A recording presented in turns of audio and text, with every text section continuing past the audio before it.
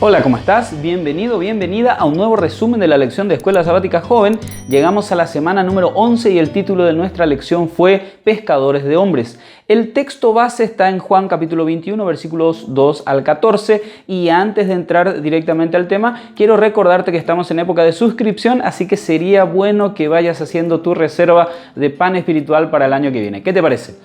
Bueno, arrancamos recordando la historia de Noé, esta historia tan conocida, tenemos hasta cantitos que aprendemos de chicos, pero a veces olvidamos, sí, recordamos la construcción, la predicación, todo, pero olvidamos el tiempo que Noé pasó con los animales dentro del arca, que no habrá sido una situación muy cómoda, ¿no? Imagínate un lugar cerrado, oscuro, sin circulación de aire, el olor de esos animales, habrá sido complicado. Sin embargo, era el lugar más seguro sobre la faz de la tierra en esas circunstancias. Haciendo un paralelo, hoy también en la iglesia podemos ir y encontrarnos con imperfecciones, cierta oscuridad, a veces hasta el mal olor de los conflictos entre hermanos nos pueden causar algún tipo de duda. Quiero recordarte algo, la iglesia débil e imperfecta es el lugar más seguro que existe sobre la tierra en este momento, en medio de la oscuridad espiritual que nos rodea. Pero vamos a profundizar un poquito más en qué significa ser iglesia y ser miembro o discípulo en esta iglesia.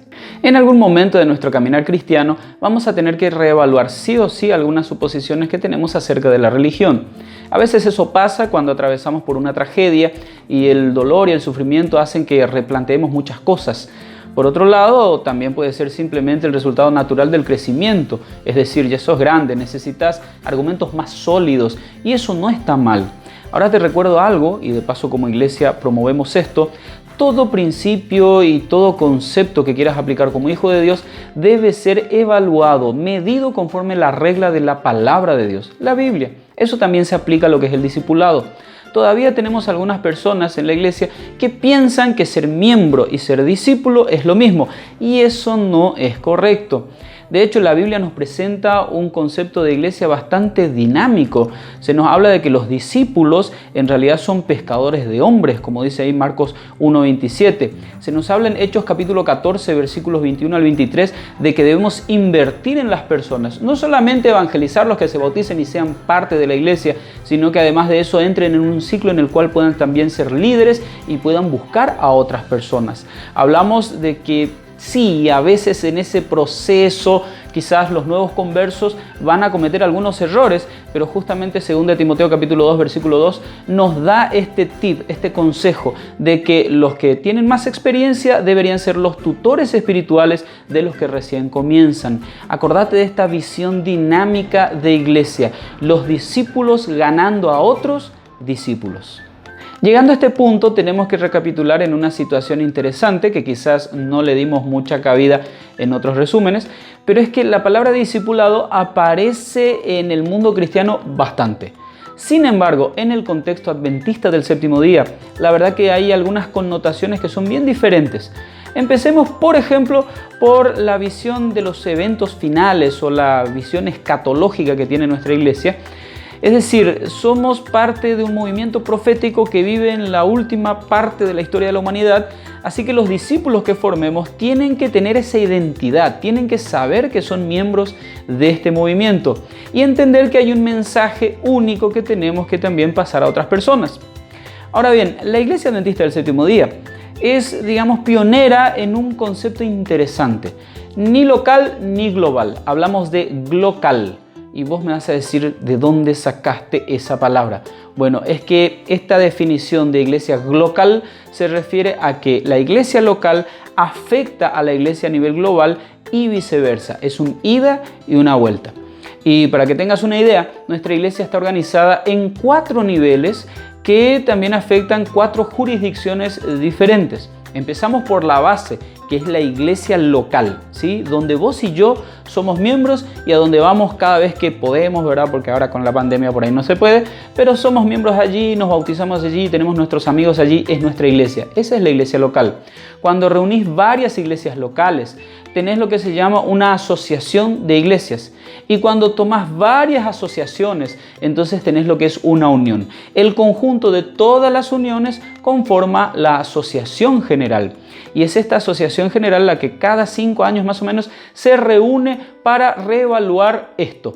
el manual de iglesia, que es lo que más o menos nos da una pauta, no para los principios, porque eso es la Biblia, simplemente nos da una manera de hacer las cosas dentro de la iglesia. Y fíjate que en la página 125 de este manual, cuando se habla de la junta directiva de la iglesia local, el fundamento, la base de la organización general, dice así: la principal preocupación de esta junta es tener un plan activo de discipulado que incluya tanto la alimentación espiritual de la iglesia como la planificación y el fomento del evangelismo. Y entre las responsabilidades de esta junta está establecer un plan activo de discipulado, el evangelismo en todos sus aspectos, y la alimentación espiritual y la capacitación de sus miembros.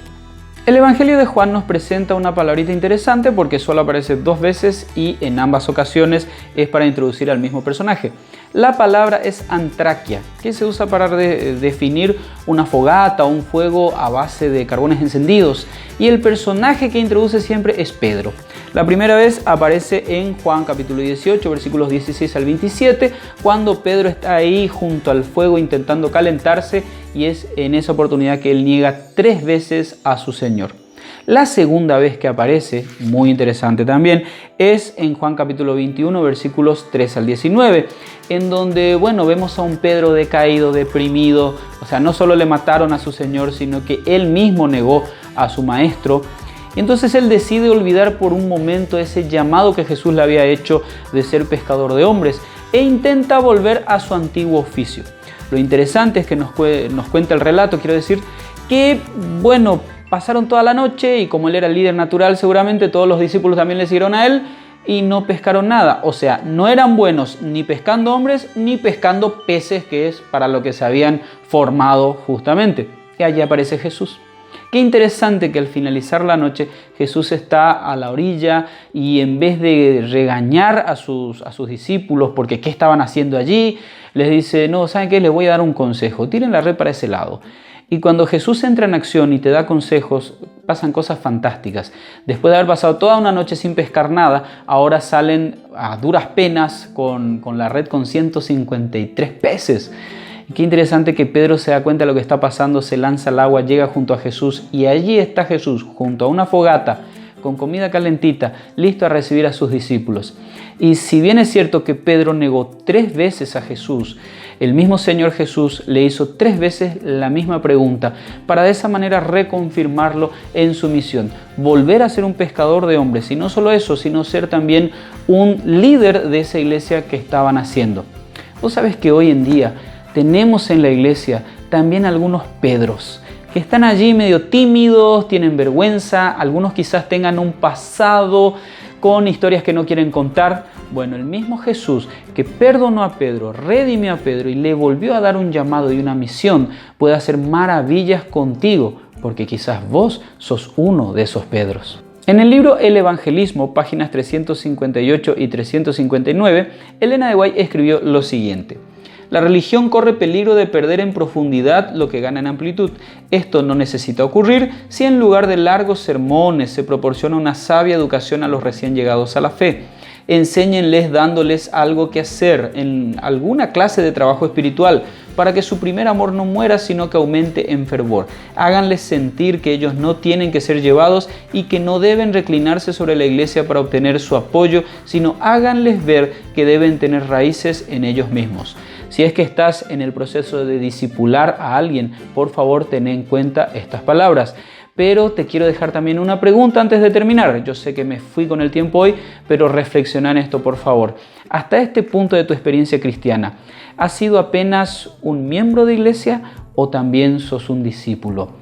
Te dejo esto para que lo reflexiones ahí con Jesús en oración, en tu lugar secreto, y toma alguna decisión si es que tenés que hacer cambios en tu experiencia cristiana.